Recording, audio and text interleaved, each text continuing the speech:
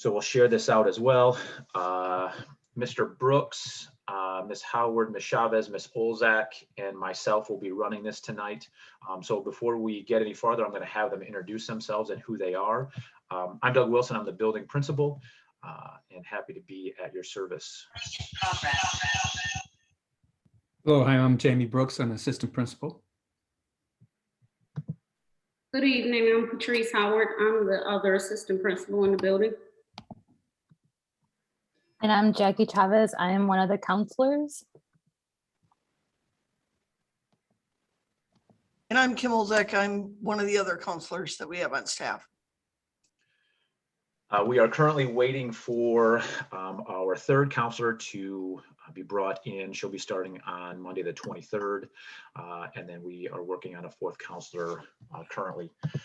We've all got roles tonight. So Mr. Brooks will be helping out with anybody coming in with participants. If you have questions down in the chat, if you can select Patrice Howard or Miss Chavez, and then type in your chat to them what questions you have. We typically do not do vocal questions because it gets us off track and it allows us to answer those questions verbally, but keep in line with what we're trying to get through. So if you can email, or not email them, if you can chat them through the chat down at the bottom, and they will stop and then ask those questions to everybody so that everybody gets the answers. Kim Olzak will be running the presentation tonight, and I will be supporting her in that role as we go through. Like I said, we are recording this tonight, so we will share this out. If you have any additional questions beyond tonight, and we'll give you guys a little bit of time afterwards to ask us any questions, and we'll open the lines up to be able to help you out. Our goal is to make sure that you are comfortable and ready to go and that your kiddos have all the information and ready to start the school year off the best that they possibly can. So that being said, again, welcome Yellow Jacket Nation, and Kim, it's all yours. Perfect. So I would rather so much do this with you guys here. I'd like to see faces and reactions, and then I know when to give a little more information. So honestly, if I'm going through this, I do this stuff all the time. I've been doing it all the time.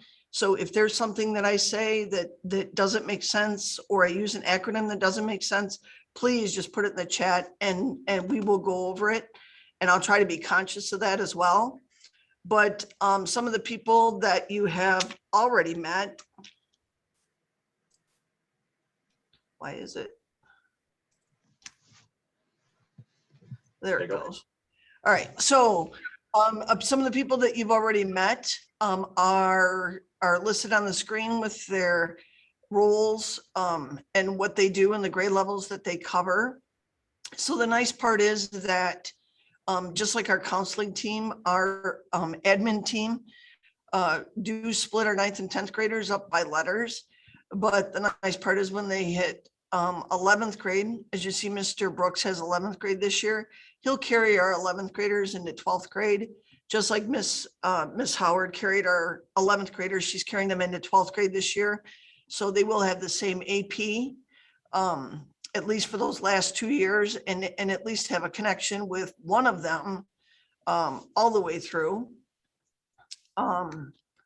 A little bit about our schedule. We're going back to our original schedule, not our pandemic schedule. So the kids will have 7 hours in the day. We start at 7:22 and end at 2:22. And the kids have 5 minutes between classes to get to where they need.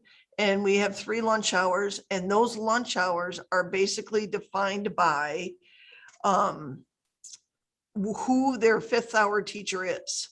So when you look at 5th hour and you see 5th hour runs from 11:05 to 12:34, it's really not that long. What happens is, teachers get assigned to a lunch, and then that determines when the kids go. And Mr. Wilson, I'm sure will put that in his updates because I don't believe we'll be printing schedules for the kids. I believe they'll be virtual, and you'll be able to find those hopefully next week. as soon as we can get them up and running and finalized. I missed a slide. I'm sorry.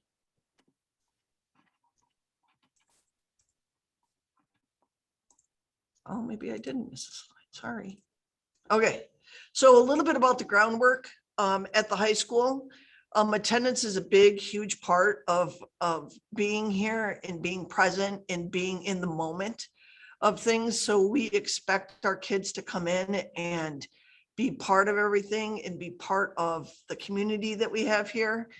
And we also want you to know that if there are issues with attendance or if there are things that are going on, we have an open path of communication. Our counselors, our APs, reaching out to our teachers, letting us know what's going on. If there's something going on before it goes too far, that's what we want to do, because we want to circle around these kids and bring them in and make them part of our nation. A little bit about things that might be a little bit different than at the middle school. If you're picking up a student early, you do not have to come into the building to sign them out as you did at the middle school. We ask that you call in to the attendance line 30 minutes ahead of time. Ms. Cassidy is pretty good about picking up all of those messages constantly. She will send an email to the teacher and the student. And then if the student is leaving during the class, like the time that they are leaving, they will show the teacher the email before class starts. If it's between class periods, they don't have to check in with the teacher. But the student will come to Safe Ed, which is in our new vestibule, our new entrance, and sign out with them. And then they will come walk right out to the car. So you don't even have to get out of the car. But the other thing that we need to note is that only parents or guardians can call out a student. You can't use your contacts, your emergency contacts, to call out a student. It has to be a parent or guardian that calls them out.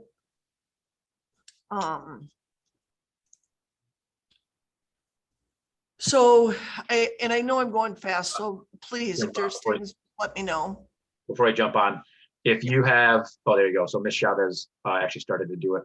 So if you have questions and you're just joining us, please welcome to the Yellow Jacket Nation and the 9th grade Parent Night. We're glad that you're joining us. Please, if you have questions, open up the chat at the bottom if you're on the computer, or you can find it on your cell phone and chat with Ms. Chavez or Patrice Howard.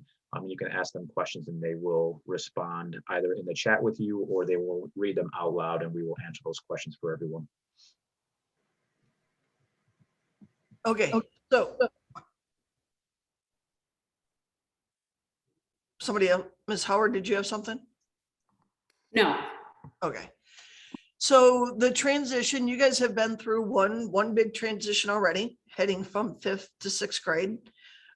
This is another big transition from 8th to 9th. I mean, they're doing a lot of the same things. They're taking science and math and English. They have 7 hours instead of 6, but there's also, a lot more clubs and extracurricular activities that they become involved in. And so the thing that I would say is, even if they push and they don't want you to be part of it, they really, really need you to be part of this with them.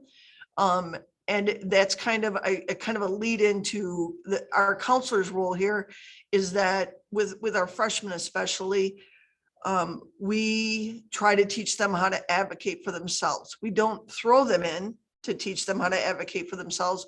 We might, if they're having an issue with a teacher, walk down with them, but they still need you, and they still need you to be part of checking in on them and making sure that they are doing what they need to do and encouraging them and all of those things. So you are a big part of the transition coming in, and it's actually one of the funnest things that we do, because the amount of growth that these guys get between 9th and 12th grade is just, it's amazing to watch. So we really want you to be a part of that, which is a segue into our counseling department. As Mr. Wilson said, we have, right now it's Ms.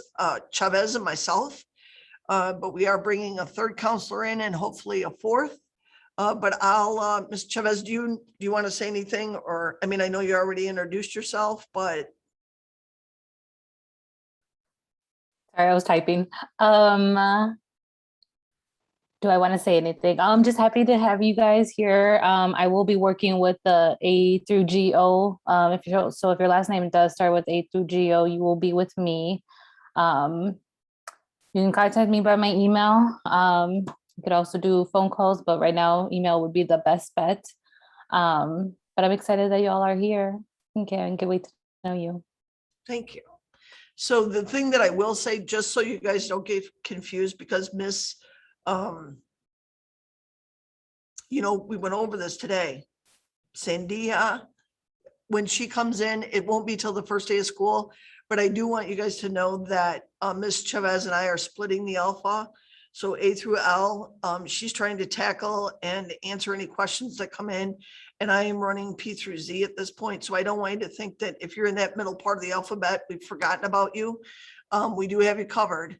So more information will come when we bring in our other counselors with contact numbers and all of those things.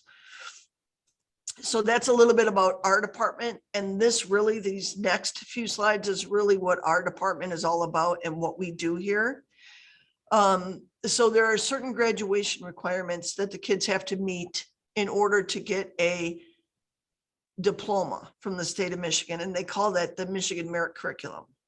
And so the state says that our kids have to have 4 years of English, 4 years of math. And if you see on there, I put excludes middle school for credits. So this sometimes gets to be an issue or a sticking point. So those kids who have taken a foreign language like French, German, Spanish, those kids that have taken algebra or geometry, those are, the state is very specific. The state says that our kids have to have algebra, geometry, and algebra 2. The 4th year of math can be an elective. But the state also says that when a student is in high school in Michigan, they have to have a math class all 4 years that they're in high school.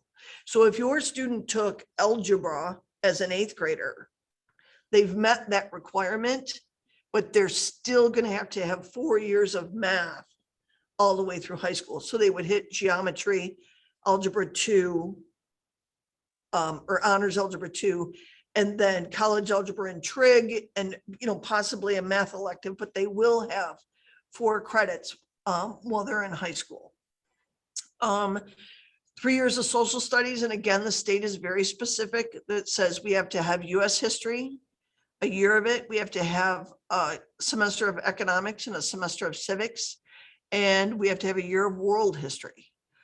Science, they're a little bit less strict with. So sciences, the state says that you have to have a year of biology, a year of chemistry or physics. And then that third science can be any other type of science. It could be, the other part, if you took chemistry, you could take physics. It could be a science elective of some of the, forensic science, those kinds of things that we have here. Could be an AP science class, which we have some awesome AP science classes here.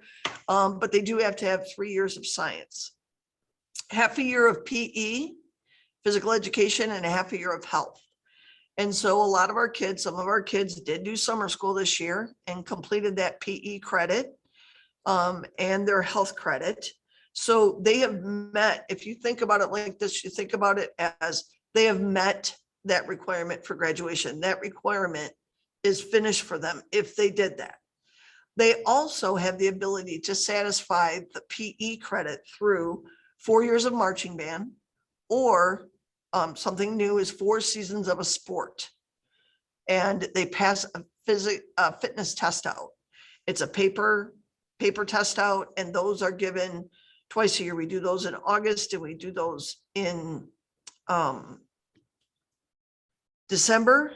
But what I would say is the sooner the better, because what happens is if they do that fitness test out, then they've met their PE requirement. I mean, we know that they've got to have 4 seasons of a sport to complete it, but it opens up the other PE classes. So if your kid is somebody who needs that time and that energy in school, you meet that PE requirement. You know you're going to meet it through athletics, or you know you're going to meet it through marching band. Take the fitness test out, because then it opens up like team sports and advanced team sports and strength and conditioning and some of those other PE classes that we have in the curriculum guide that they can take. So I would suggest doing that, getting that fitness test out done and over with. The other thing the state says is a year of visual, performing, or applied art.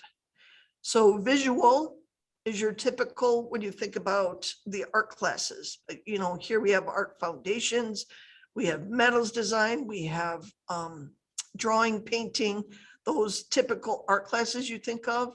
The performing are our radio station, our choir, band, and then an applied art is typically our CTEs, like web design is an applied art, civil engineering and architecture. So it's really well-rounded. Your kid doesn't have to be an art fanatic to be able to fill that. And then the other requirement that Avondale has is a year of CTE experience. And so CTE is career and technical education. And so we have a large variety of career and tech programs right in the high school. We have engineering classes, those are considered CTE. We have a managing your bankroll class that the kids are pretty excited about. It's, you know, real life things, insurance and car payments, and you know how all of that works. That is considered a CTE. We have the computer classes, the computer programming, all of those classes. CTE also includes Otech, and I'll talk, I know that's an acronym, but I will talk a little bit more about Otech and how that works. But any of those can be a CTE experience. So we ask that the kids have a year of CTE experience. Kim, Yes. for the test out for satisfying the PE requirement, are there any sports excluded from that, or will any sport satisfy that requirement? You mean the 4 seasons? 4 seasons. I believe it's all, isn't it, Mr. Wilson? Yes, Okay. all sports. So the last of the graduation requirements that comes in is a world language credit.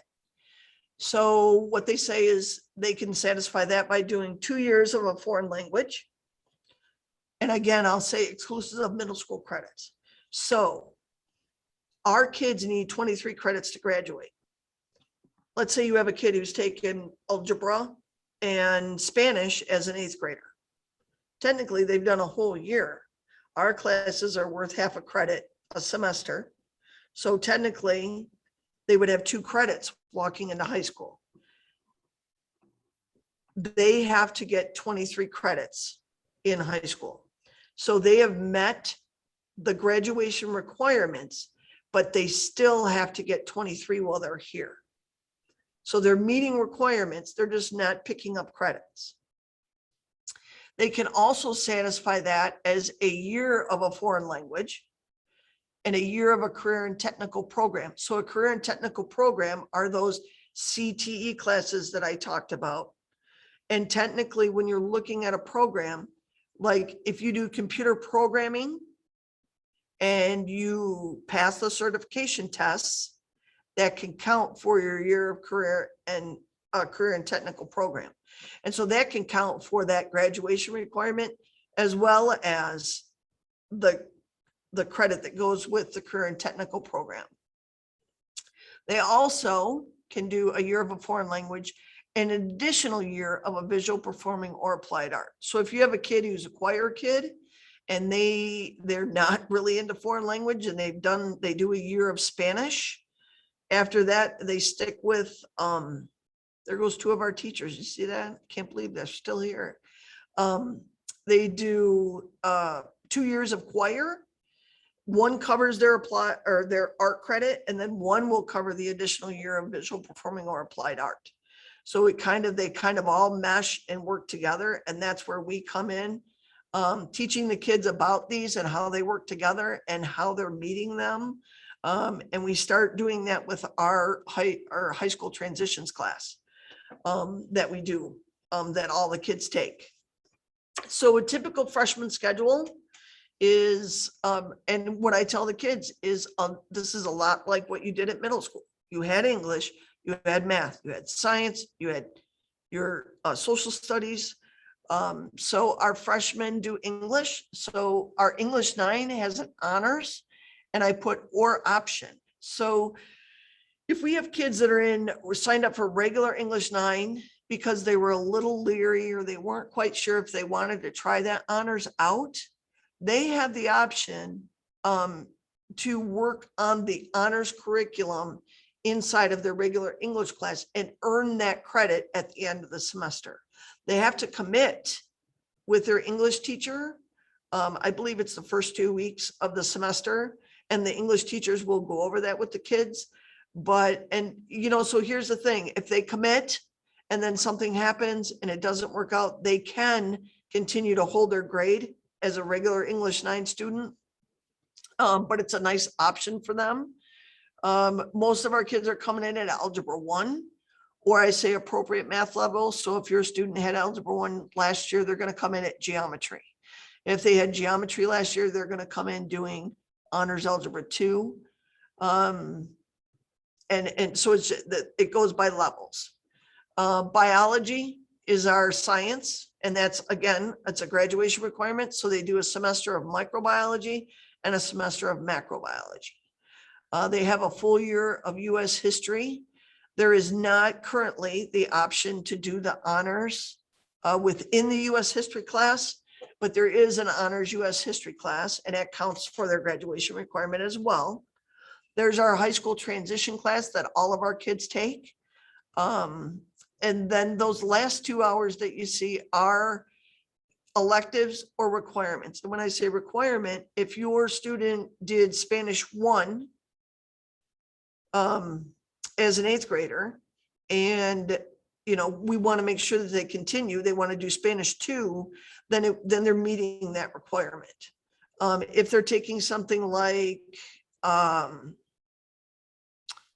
some of our kids come in and take introduction to radio, that's considered elective. It doesn't meet the requirements. So it can be an elective or a requirement. And we've talked to the kids, and the kid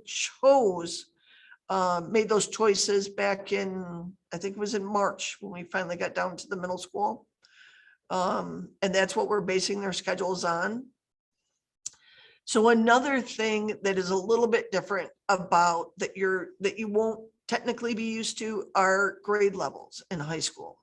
So everybody comes in with 0 credits. Like I said, kids are meeting requirements, but they're not earning credits. So everybody comes in with 0. And so in order to move to the next grade level, you must earn 5 credits. Our kids have the opportunity to earn 7 credits a year. So they earn 3.5. Each class is a 0.5, 3.5 first semester, 3.5 second semester. And what happens is if they have a bad year or they fail some classes and they only have 4 credits, then what's going to happen is when you go to register them for 10th grade, it's going to say that they're still in 9th grade. Now, any classes that they passed, they keep. If they didn't pass a required class, they have to make it up. And so what happens is it might say they're in 9th, they're going to be registered for 10th grade classes, and then they're going to have to make up the classes that they missed. And it goes all the way through, as you can see. 5 for a 10th grader, 11 for an 11th grader, and our seniors are 17 plus.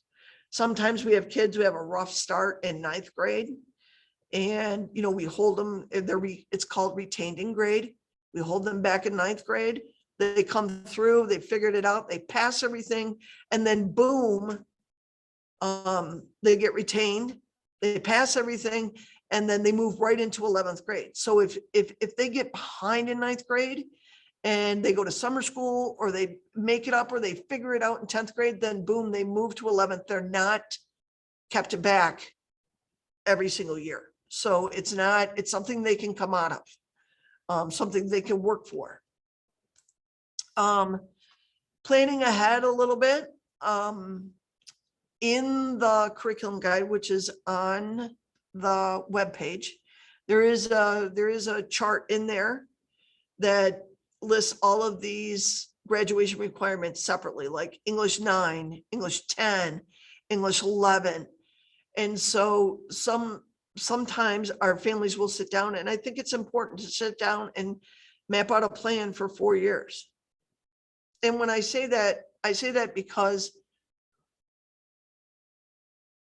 our kids have the opportunity in high school, and we're developing more programs as we go along to find a pathway in high school that they might want to do.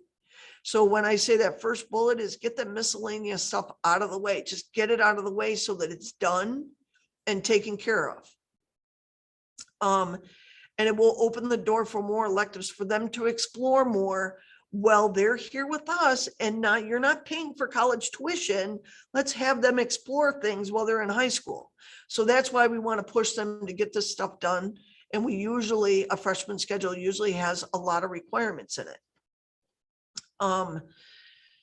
The other thing I think about planning ahead is if there's any chance that your student might be playing college sports, you can talk to the coaches, but we have to make sure that they have to be eligible to play college sports.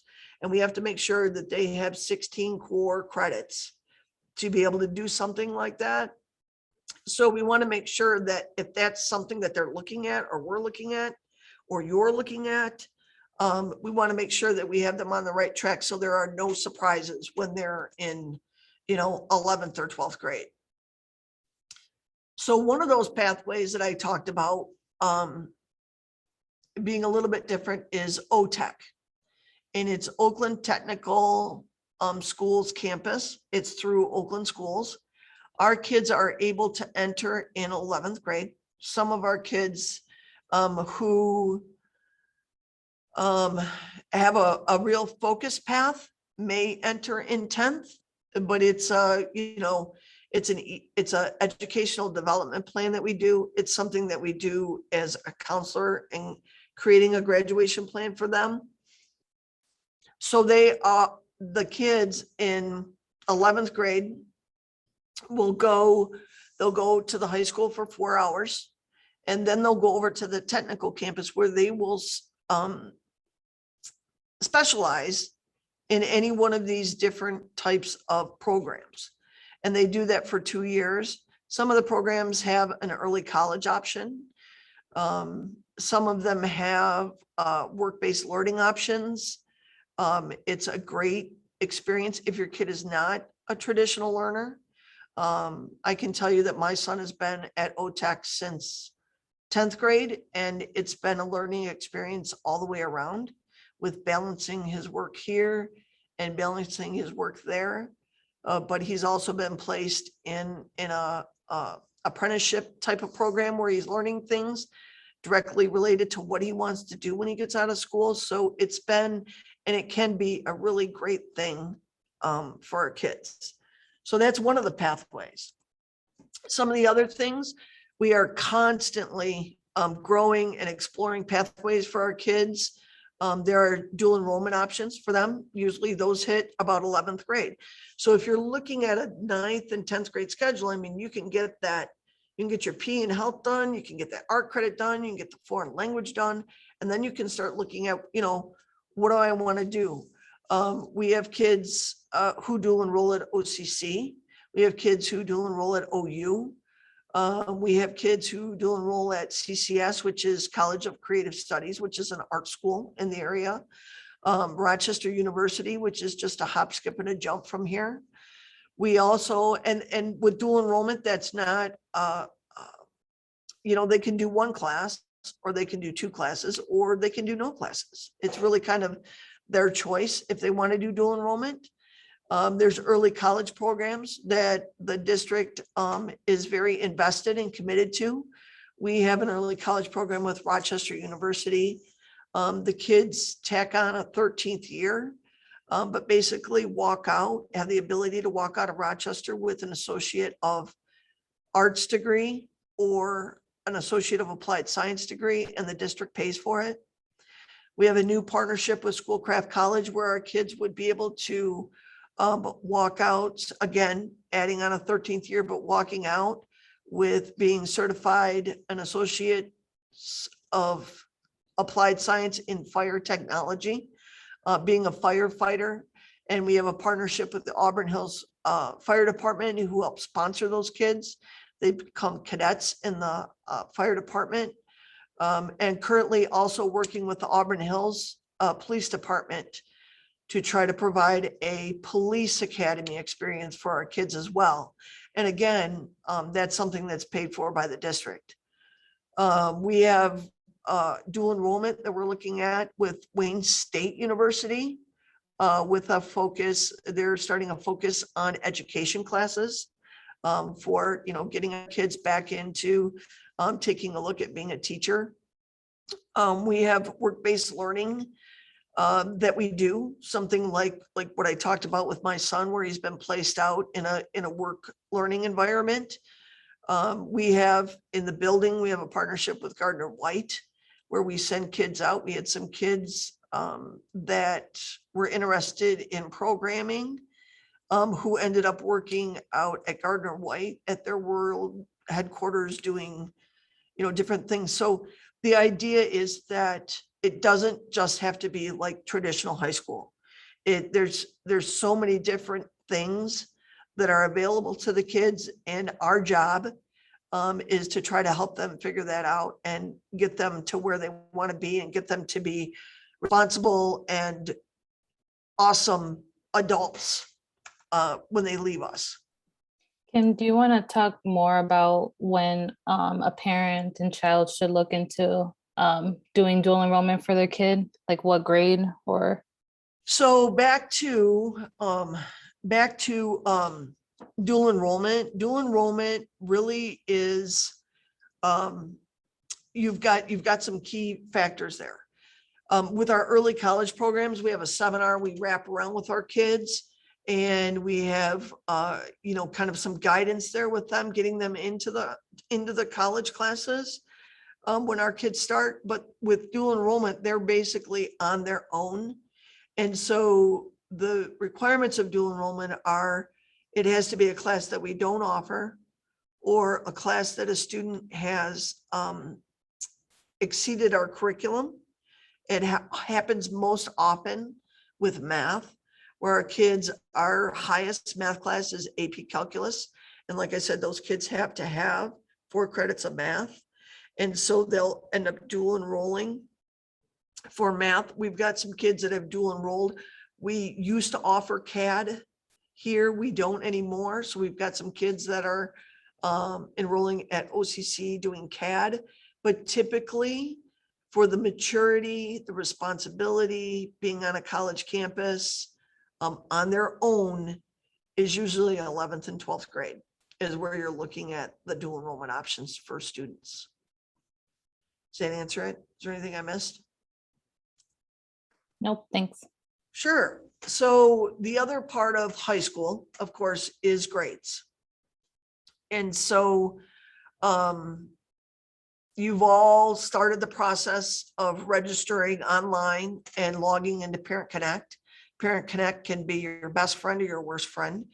As you know, if you've looked in, you can look, 10 times a day. But it also gives you an idea of how your kid is doing and where they're doing. Where they're slipping up, where they might need a little more help or encouragement, kind of a thing. So there are some keys that are important for you to understand as we look at academic grades. So in high school, you're still going to get progress reports. If you look, when you look at how the report card looks, you see PR1, PR2, those are progress reports. Those grades are for the kids to know how they're doing and for you to know how your kids are doing. And it gives you an update and it gives you a chance to have a conversation with your students. That's what those are for. The HA1 that you see there, those grades are, there's a W and an X and an A. So a W is the classwork grade.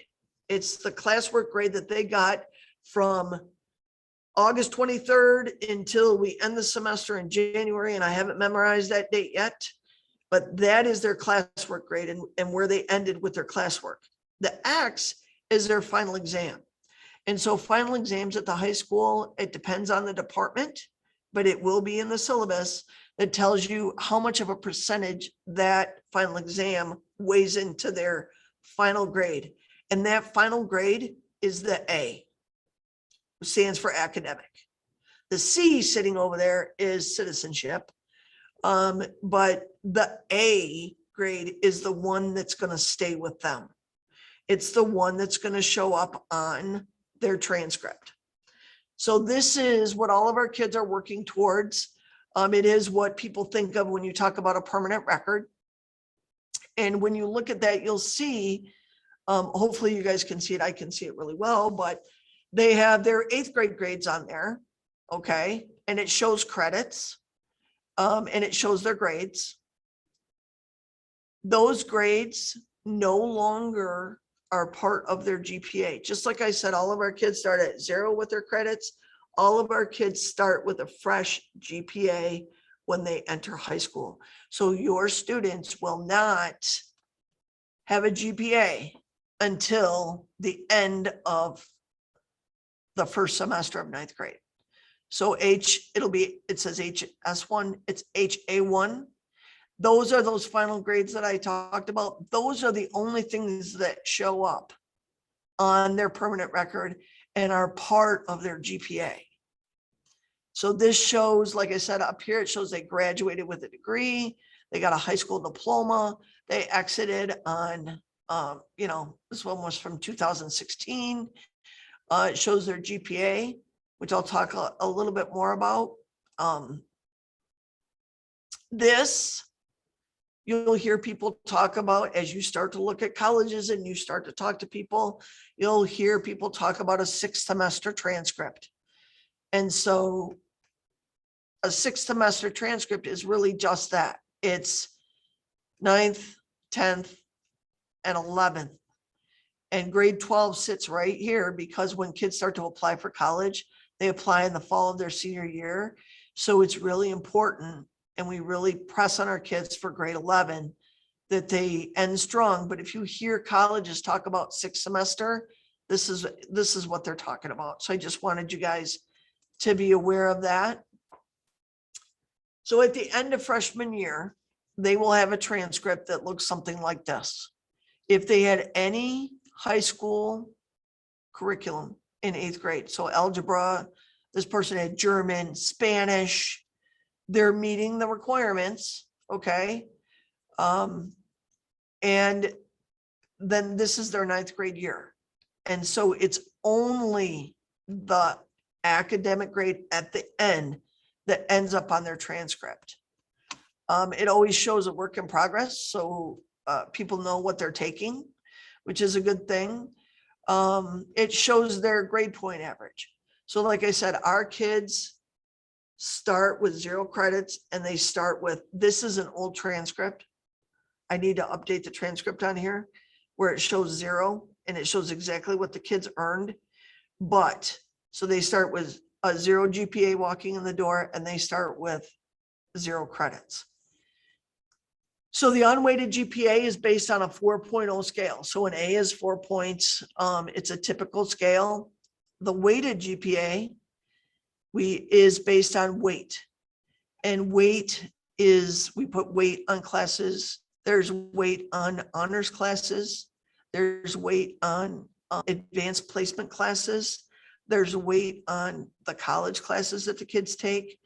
And the reason that we do that is because we have colleges who change their mind and, 1 year say, we only want a weighted GPA. And then it's like, no, we'll only take the unweighted GPA. And you have scholarships where the scholarships will take the highest GPA that is on a transcript. So that is why Avondale, to give our kids the best chance and the best opportunity, put both GPAs on a transcript. If you don't take any of those weighted classes, like an honors class adds a 0.5. So an A would be a 4.5. A minus would be, I don't know, 4.2. I don't know. It's math. You guys are, I can't do math this late in the day. But you get what I'm saying. And an advanced placement adds a 1 weight. So if that puts it up to a 5.0 scale. So if they end up with an A, they get 5 points instead of 4 points in the weighted GPA. So again, the weighted GPA is basically for our kids, for them to have the most and best opportunities that they can have out there. Everything, and I will say this just so people are aware, all of our honors and we do not rank our kids. We do not class rank them, but all of our honors are based on the unweighted GPA. So if your student is a student who is an art kid who doesn't do honors classes, just know that those honors are all based on unweighted GPAs. And that's so we level the playing field for all of our kids. I think I covered everything there. The best thing that I can say is, and they started to learn some of this, but it's, time management, it's study skills, it's organization. And I can tell you that high school transition class that they have, they focus on that a lot. We go in and we talk to the kids about credits and GPA and how it all works together. And coming up with a 4-year plan. They do a lot of organization activities with those kids. And basically they present them with a whole bunch of things to try to get these kids to figure out what works for them. It's not one way or the highway or anything like that. It's trying to make our kids successful for who they are and what they are, and getting them to achieve everything that they can achieve. So the other advice that the counseling office would have would be to use the tools. And if I talked about registration online, if you don't have that PIN and password, it should be the same from middle school. But if you don't, you can contact Ms. Benson. She's our amazing counseling secretary by email, and she will send you your PIN and password so that you can get into Parent Connect. Email our teachers. Our teachers are not some of the best, they are the best. And reach out to them and advocate for your kid. But the thing that I would say is, yes, we need to advocate, and it's a real fine line in advocating and trying to teach them how to advocate, because that's what we want. That's what we want when they walk out the door. We want them to be able to advocate for themselves. And so this is a whole learning process. So helping them, teaching them, encouraging them, that's what we want. We want to be your partner in helping your student. The National Honor Society does after-school tutoring sessions. Anybody can come. It's not like the middle school where they have to be invited. So those are open and those will be advertised. They run about an hour after school, I think it's 2 days a week. Academic Center is something that we have. We don't put freshmen in an academic center because they have high school transition, and those peer mentors and those teacher mentors that they have in there are working with them and monitoring their grades and following the students to help them. So it's not something that we put in a freshman schedule, but it is available. And just so you know, if we have a concern, we will certainly reach out to you. One of the things that I love about Avondale, is that it's big enough to give our kids huge and enormous opportunities, but it's small enough that we know our kids. So just use the tools and reach out to us. We're here for you. Communication comes through the webpage, comes through the newsletter. And actually I need to update this slide because now it comes from Mr. Wilson's updates that he sends every week, parent portal. So we put it out there. You guys just got to read it. And if you have any questions, certainly reach out to us, our secretaries. We'll be here to help you. And the last thing that I have is the freshman class advisors. And these advisors, if I'm correct, follow our kids all the way through, right? These will be their same advisors all the way through till 12th grade, right? Somebody? Mr. Wilson? What was your question? I'm sorry, I was answering a question in the chat. Mr. Okay. Wilson said, Mr. Brooks said yes. Yes.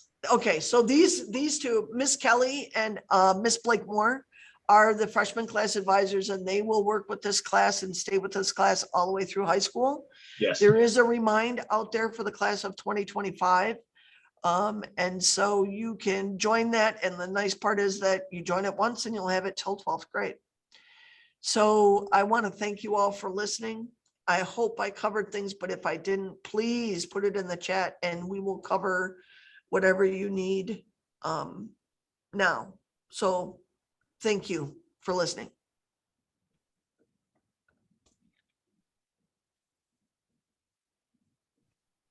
And Mr. Wilson is still answering things in the chat. Hi, Kim. Can we elaborate a bit on Academic Center, that class?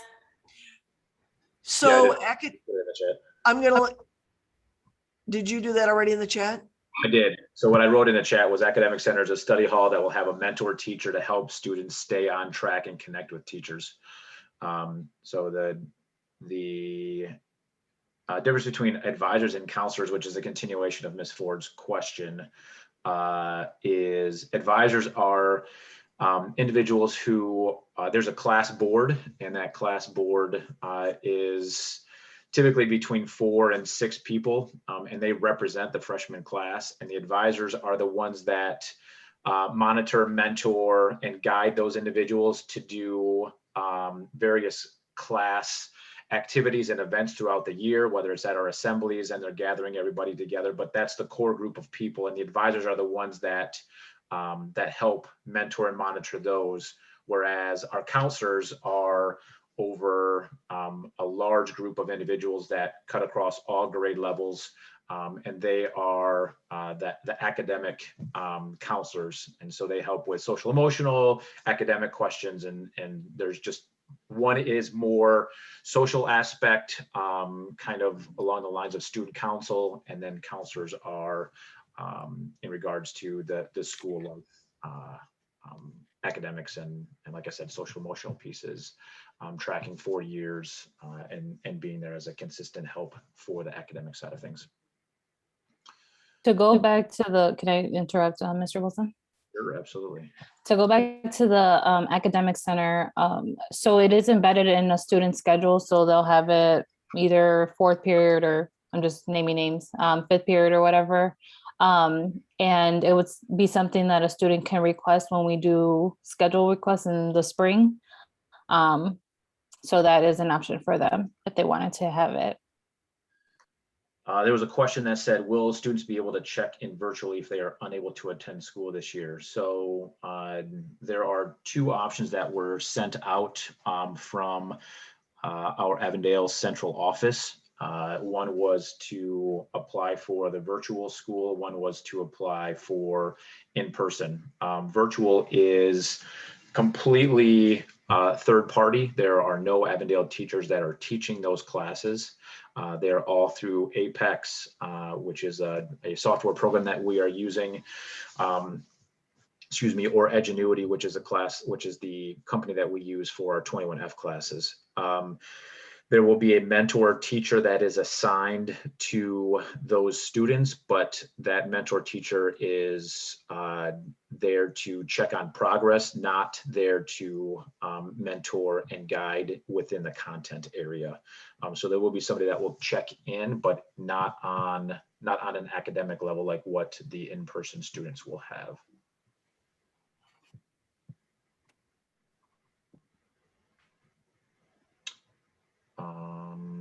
The ninth graders do not have an in-person orientation tomorrow. All in-person things that we have for students have been canceled up until the beginning of school because we do not have our inspections until next week, Thursday and Friday, to get clearance for the building, and we are unable, due to safety measures, to have large numbers of students in the building. So we were originally planning on having that, and that was going to be led by our mentor teachers. And then we were updated on where we were in the construction process, and that is not going to happen. So we are working with our staff who come in next week outside of the group that you see here in front of you, as well as our ninth grade transition class mentors to be able to provide opportunities when they get into school on the 23rd in that week to help them navigate the building and find out where they need to go. And those plans will be coming out next week once we have our staff back in. And again, all of this information, just to let you know, if you're not getting it, or I should say, if some of this is new information, please check your emails. I send out multiple updates. I typically send out an update a week. This week I've sent out 4 or 5 so far in different variations, and they'll all come across your email as long as it is correct in our system.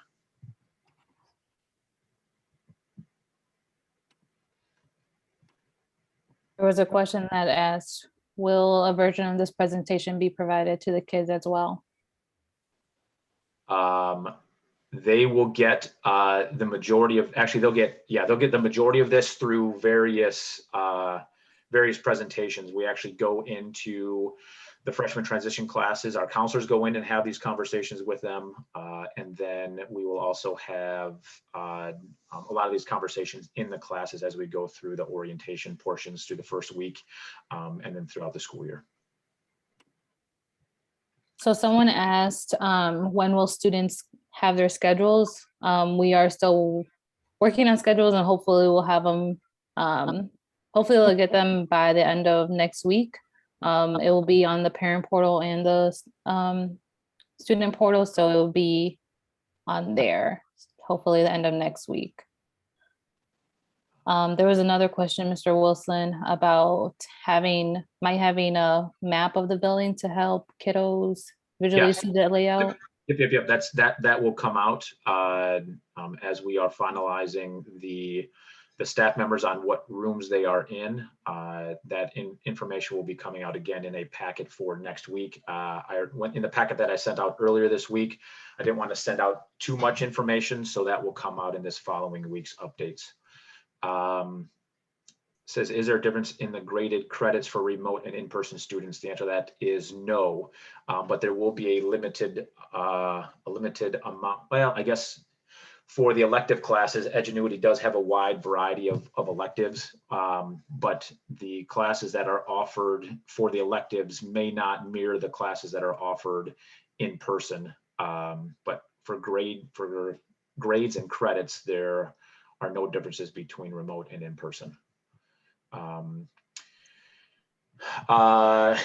There was a question that said, will there be time for new students to walk their schedule? So again, inspections were supposed to happen this week, and we were going to have those opportunities next week. That is not going to happen. So they will have the opportunity to walk their schedule and do their and find their lockers when we get into the first week of school, and we arrange that. So that information will be coming out to you guys next week, but the students will be walking through the following week, which will be the first week of school, because again, we do not have access to the building.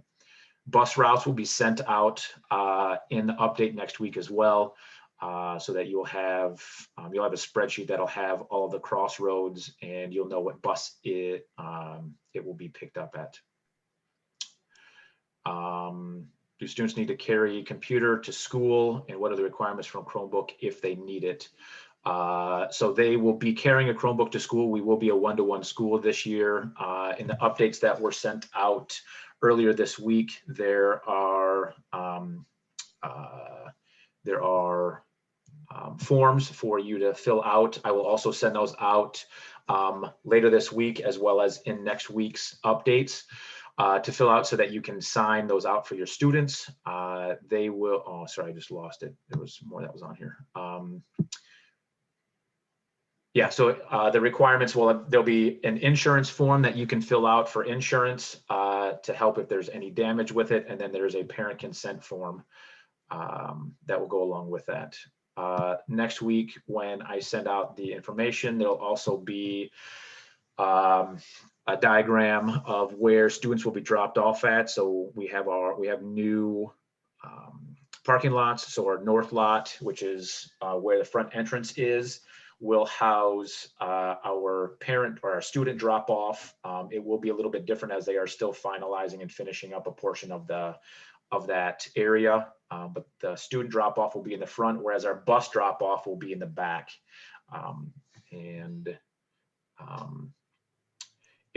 So the question is, how are we handling students with anxiety walking in a building they've never been in, not even knowing where to walk in? Yes, we are absolutely keeping everybody in mind. If there is a student that you know of that could use some extra walking through with a person, that's why we have our mentors. So we'll be using those as well as the people, our staff members in the building. So if you have a student that you're concerned about, send an email to us and we will set up a situation so that they know who to contact, and then we can help them walk through the building so that they will be all right. The students will not have an assembly on the first day. We are not allowed to have full assemblies based on COVID protocols. So they will walk into the building. They are not going to be expected to immediately navigate the building.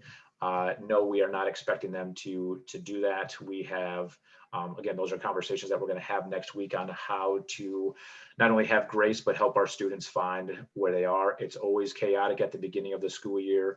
This year, we've got 2 brand new classes that have not been basically in the building for 2 years. So we understand all of that. We understand that the construction piece is a burden, but it's nothing that we can change right now. So we are putting in protocols to allow our students some grace and help when they walk in the building.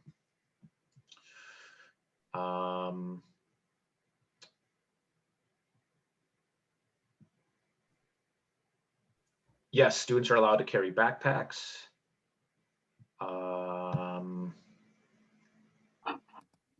In-person students, will they still be using Chromebook and Google Classroom for their daily class and homework? Yes. So they'll be. It's not going to be a Zoom environment for in-person students, but they will be using Chromebook. We are trying to go paperless, so they will be using Google Classroom. It does communicate with MyStar, so we will be trying to use our the technology that we have to help teach our students as well as work through the curriculum portions. So yes, they will be using it for their daily class and homework as well. There's not a supply list for 9th graders. What will typically happen is when you get into your classes, they'll tell you if you need anything like a composition book for your English classes, but that information will come from your individual teachers. There's not an overall supply list. Are they required to get the Chromebook? If you have a device yourself, they may bring that, but they will need a device because we will be one-to-one, and the expectation will be is students will have access to a computer while they are in the building. Already addressed the supply list.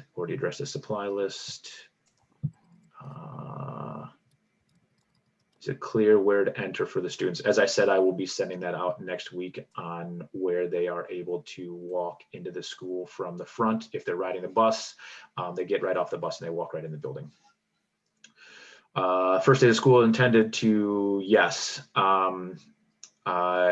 We are Yeah, so Patrice answered it right there. So Patrice said the first days of school are intended to assist our students to getting acclimated to the building. The first couple of weeks, we know that our students have been in different locations, whether they were in person last year for a little bit or at home and remote. We know that there is a transition period that we are working on, and that is we are being intentional about that. So day one is not going to be jam syllabi down their throat and then we're getting into whatever class that we're getting into. We've got to spend some time building some relationships, getting people to be comfortable in the building that we're at, and knowing their way around, as well as building trust and learning how to be in school again, since we haven't been there for a while. For driving to school, what time are students allowed to enter the building? We are going to open the building at about 6:30 every day. There are practices that are happening in the morning, so we've got swimmers that are coming in before that as well. So time will be between 6:15 and 6:30 when our custodians get out to open it up. Will all students be provided a school-owned device to use if they want it? If they have one at home, then they may. If they have one that they'd like to bring themselves, they may use that. Yes, a district Chromebook is recommended. They can use their own personal laptops, but it is recommended because our IT staff know how to handle those problems and troubleshoot those much more than they would on a personal device. And so, yes, every kid will need a device, whether that is a Chromebook or not, they will need a device. There is a question about, can we post the schedule someplace? The daily schedule will come out next week as well. And that will have all of the time periods on there. If you use your own device, you can skip you can skip the Chromebook forms.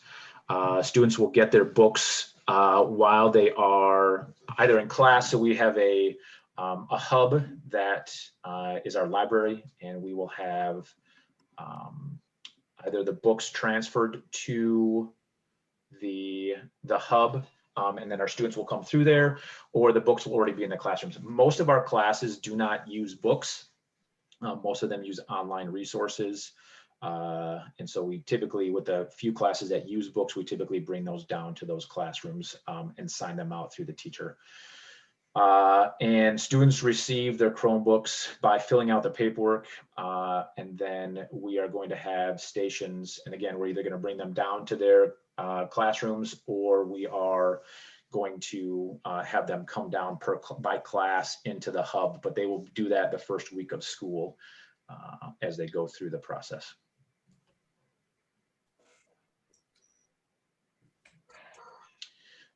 Question was the Poet X. So this is the 9th grade, or this is the actual, they call it the big read. So actually everybody in English got the same book, received the same book. So the Poet X is the book that was suggested for all levels of English, so that those conversations could be had.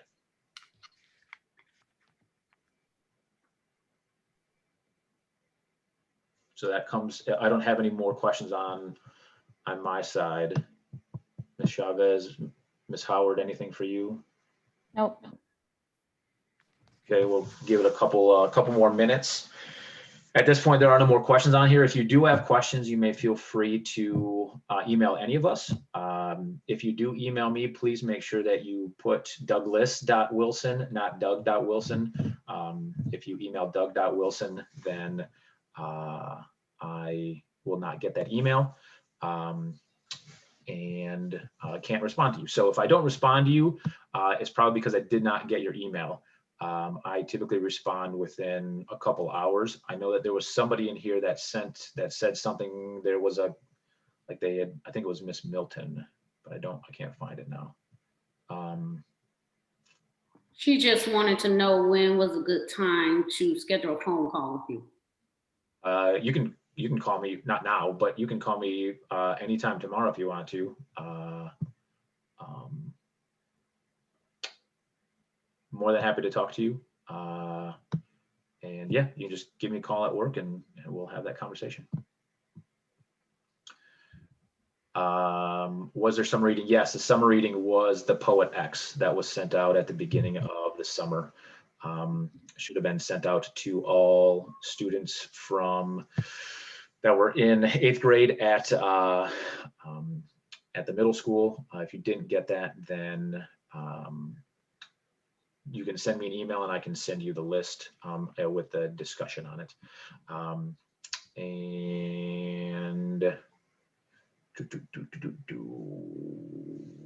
Yes, students need to bring Chromebooks every day. If you, like I said, if you do not have access to, if you did not receive the summer reading, please send me an email and I will forward you the document that was sent out. If you didn't get the summer reading, it's not a requirement, it was a suggestion, because a lot of the conversations are going to be rooted around this book. So if there's not, if you didn't read all of it, you're not going to fail the class, don't worry. But they did want to have everybody have that conversation. For students in the district, will they need to have the summer reading completed? Again, like I said, it would be good to get the book in hand and start reading it and get ahead. But if you didn't read it, because we know that we've got new students, this is a new pathway that we're taking this year. So we didn't do required readings, we did suggested readings so that we can have everybody on the same page and have some good conversations. Okay, so based on kind of some of these private ones and everyone's, what I'll do tomorrow is I'll just make myself a note and I will send out the 9th grade reading. I'll send out the reading list again, just to update everybody. And I'll make myself a note right now. So I'll send that out to everybody so you don't need to email me individually. If you received my emails today, I will get that out to you guys tomorrow morning.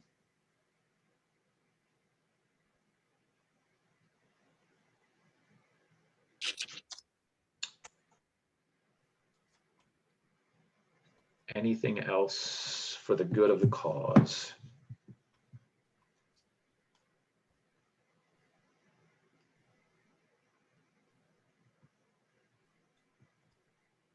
Outstanding. Well, at this point, I'm going to stop the